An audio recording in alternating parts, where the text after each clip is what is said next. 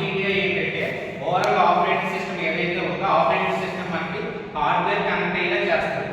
So ఈ kernel operating system ఏదైతే ఉందో ఈ వాట్సాప్ మనకు వచ్చేసరికి ఈ టెక్స్ట్ ఎడిట్ చేసి సెండ్ చేస్తుంది. అంటే ఈ అప్లికేషన్ ప్రాసెస్ వరకు మాత్రం పనిచేస్తుంది.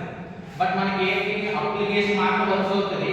ఫర్ ఎగ్జాంపుల్ మీరు ఏదైతే తీసుకున్నారు దీంట్లో యూజ్ చేస్తున్నాం, బట్ ఇది ఇందులో మీరు ఒక సాంగ్ కానీ వీడియో కానీ ఏదైనా ప్లే చేసినప్పుడు అది మనకి ఏం కనెక్ట్ అవుతుంది మళ్ళీ ఇంటర్నల్గా జస్ట్ అప్లికేషన్ మాత్రమే. బట్ ఎక్స్టర్నల్ ఇది ఏం చేస్తుంది అంటే కెర్నల్ ఓఎస్ కనెక్ట్ అయ్యి కెర్నల్ ఓఎస్ నుంచి సిస్టమ్ హార్డ్వేర్ ఏదైతే ఉందో సిస్టమ్ హార్డ్వేర్ లో ఆ డ్రైవర్స్ కనెక్ట్ అవుతుంది.